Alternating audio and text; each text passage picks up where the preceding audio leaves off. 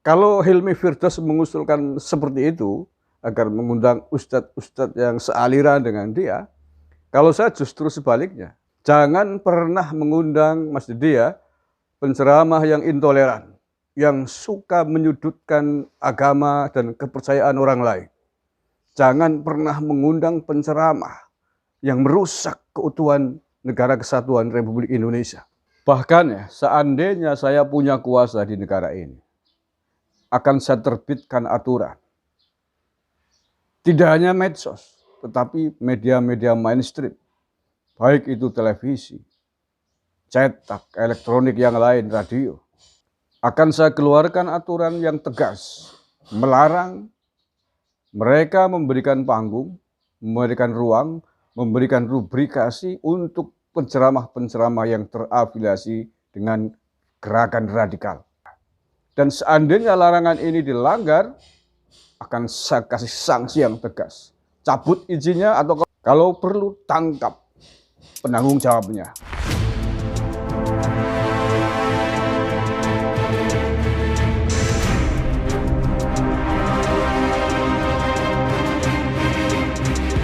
Assalamualaikum warahmatullahi wabarakatuh. Salam Nusantara, salam sejahtera untuk kita semuanya. Salam, Om Swastiastu, Namo Buddhaya, salam kebajikan, rahayu. Saudara-saudaraku, sebangsa setanah air yang saya cintai, saya banggakan. Ketemu lagi dengan saya, Agus Mar, dari lereng Gunung Slamet di Banyumas, Jawa Tengah. Apa kabar semuanya? Saya doakan semuanya sehat-sehat baik selalu. Amin ya Rabbal Alamin. Hilmi Firdaus, politisi PKS, meminta kepada Deddy Corbuzier agar mengundang Ustadz Abdul Somad dan Adi Hidayat. Menurutnya bahwa Deddy Corbuzier semestinya mengundang penceramah tidak hanya dari satu sisi saja. Intinya bahwa Hilmi Firdaus meminta Deddy untuk mengundang juga penceramah-penceramah yang sealiran dengan dia. Intinya begitulah. Atau bahkan mungkin sebenarnya minta diundang gitu ya. Minta diundang di podcastnya Deddy Corbuzier gitu. Ya, kalau menurut saya sih usul sih boleh-boleh saja ya. Usul boleh-boleh saja. Tergantung Deddy Corbuzier. Tergantung Deddy Corbuzier mau mengabulkan usulan tersebut atau tidak. Itu kan podcast pribadinya Deddy Corbuzier, suka-suka dia gitu. Mau ngundang siapa kayak gitu. Undang siapapun tuh otoritasnya dia. Dan nggak bisa juga disudutkan Deddy Corbuzier itu harus ngundang ABC semua lini, nggak bisa, itu podcast pribadi kok. Nah, kalau Hilmi Firdaus mengusulkan seperti itu agar mengundang ustadz-ustadz yang sealiran dengan dia, kalau saya justru sebaliknya kepada Bang Deddy Corbuzier ya, saya meminta, saya menyarankan, saya menghimbau untuk tidak pernah mengundang penceramah-penceramah yang terafiliasi dengan paham radikal. Jangan pernah mengundang, Mas Didi ya, penceramah yang intoleran, yang suka menyudutkan agama dan kepercayaan orang lain. Jangan pernah mengundang penceramah yang merusak keutuhan negara kesatuan Republik Indonesia, yang suka mencaci maki, menyudutkan, menghina agama orang lain, yang suka menghinakan budaya Nusantara, merusak Bhinneka Tunggal Ika ini. Jangan pernah beri panggung sedikit pun kepada mereka. Kalau Bang Deddy Corbuzier mengundang tokoh penceramah yang intoleran, yang merusak kerukunan, itu sama artinya bahwa Deddy Corbuzier ikut memberikan panggung dan ikut andil merusak bangsa dan negara Indonesia ini.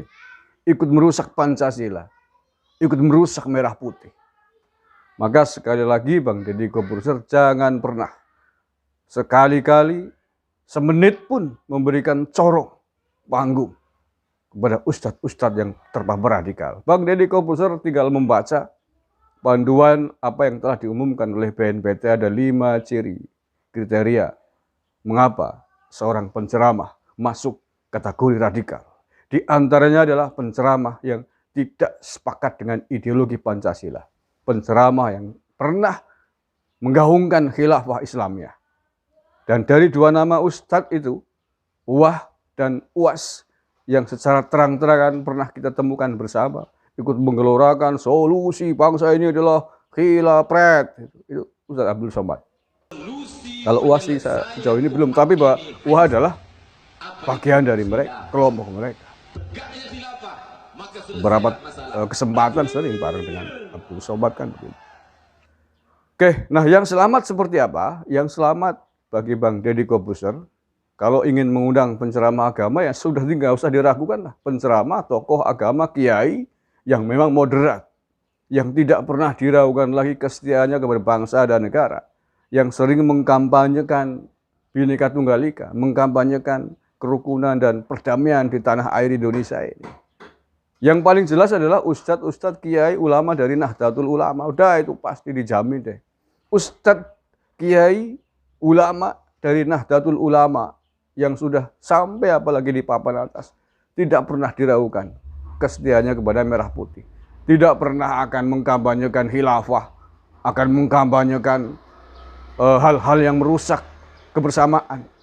Itu bukan karena tidak menghargai Bhinneka Tunggal Ika, bukan sikap intoleran, tapi sikap menjaga tanah air ini, menjaga bangsa ini agar tidak diserang oleh kelompok radikal. Mereka nyerang ya kita balas nyerang ya gitu. Dari konteksnya menjaga, bukan intoleran. Toleran itu hanya berlaku bagi kelompok yang toleran juga. Masa benalu mau ditoleransi? Nah ya, Anda punya rumah, ada perampok, mau ngerampok rumah Anda, mau mengambil isi-isinya, mengambil budayanya, masa dikasih toleransi, disilakan masuk, suruh ngambil. Itu namanya tuan rumah. Tuan rumah bloon kan begitu. Tuan rumah pekok dan tuan rumah keparat. Perampok kok minta ditoleransi, minta dihargai. Perampok ya tangkap, lemparkan ke kerangkeng, belebek nasawah kan begitu. Oke, saya kira itu ya. Sekali lagi Mas Deddy Corbuzier, jangan pernah dengarkan omongan dari Hilmi Firdaus itu, politisi PKS itu. Dan jangan pernah memberikan kursi meja podcast Anda untuk penceramah Ustadz radikal. Sekali ya cukup. Anda pernah mengundang siapa itu? Ustadz berjenggot gambreng, Basalamah. Jangan pernah lagi. Mereka kalau diundang di forum-forum yang kayak gitu, di tempat orang umum ya akan berkamuflase, membunglon, seolah-olah santun, gayanya bicaranya santun, tapi di luar tempat tetap dia akan menjadi kadrun yang merusak tatanan budaya bangsa ini, yang merusak keutuhan, merusak kerukunan. Bahkan ya, seandainya saya punya kuasa di negara ini, akan saya terbitkan aturan. Tidak hanya medsos, tetapi media-media mainstream, baik itu televisi, cetak, elektronik yang lain, radio, akan saya keluarkan aturan yang tegas, melarang mereka memberikan panggung, memberikan ruang, memberikan rubrikasi untuk penceramah-penceramah yang terafiliasi dengan gerakan radikal. Bukan hanya himbauan, akan saya larang mereka. Dan seandainya larangan ini dilanggar, akan saya kasih sanksi yang tegas. Cabut izinnya atau kalau perlu tangkap penanggung jawabnya. Itu seandainya saya punya kuasa. Mengapa aturan tegas ini perlu diberlakukan kepada pemilik-pemilik dan pemangku-pemangku media? Tidak lain adalah demi menjaga keselamatan publik dari semburan radikalisme yang mereka sampaikan. Demi menjaga 270 juta jiwa rakyat Indonesia selamat dari hasutan dan kebencian yang biasa mereka tebarkan. Terima kasih, kurang lebihnya mohon maaf. Wallahul muwaffiq ila aqwamit thoriq.